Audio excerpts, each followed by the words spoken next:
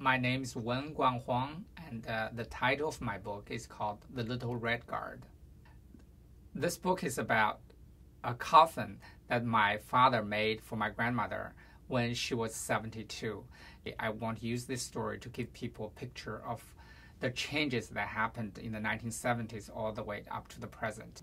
Through the book, I just want to tell the tensions between the new ideas, the confusion, the communist revolution, the cultural revolution, and versus the old traditional values, the Confucian values.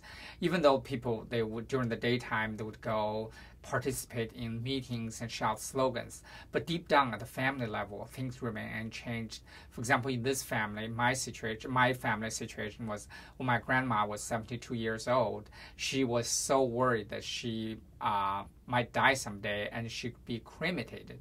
Cremation was a compulsory thing to do in China.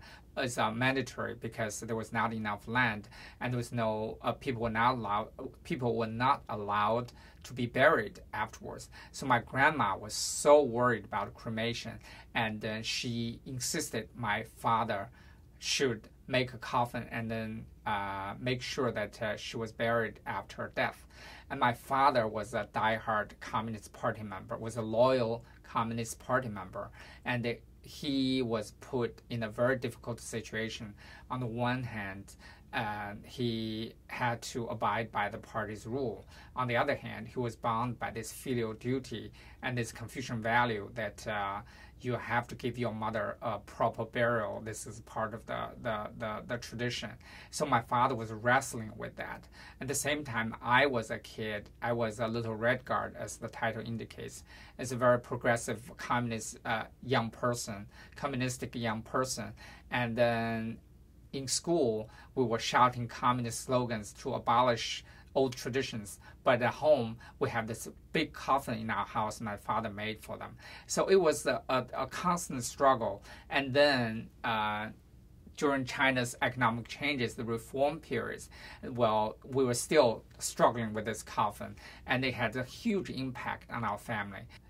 I have been in the United States for 20 years, and at the beginning of my trip, like all the immigrants, we tried very hard to get assimilated to American life. But as I get older, some of the past memories just keep coming back. And I was trying very hard to define what a Chinese American should be. And during this journey, and I stumbled upon this childhood memories. I felt like it was important to write about it through this book. It's also not just how Westerners understand about China, it's also my own self-discovery. I just want to use this past history. I went back to China to discover my roots, and then use this book to define what a Chinese American is. So I think this book, in a way, I want to tell the Western publics the story of immigrants. So this is another way that they inspired me to write the book. I feel like this is even about my grandma or about a Chinese family, but the things we wrestle with resonate with people of all countries and all races. While writing the book, it's been a very therapeutic process. I went to China 3 or 4 times, and I was even able to finish what my dad didn't do, and then we initiated another burial for my grandmother, a ceremony, so that she could reunite with my grandpa. And after the book came out, I brought a copy of my book and paid a visit to Xi'an. I went to the cemetery and I burned a copy of the book to my dad, and then I had a conversation with him. It was very, very therapeutic to me. It's brought a closure, and I was able to say things that I wasn't able to my father. And more importantly, I was very glad that so many people in the West, they share the same stories and share the same feelings with me.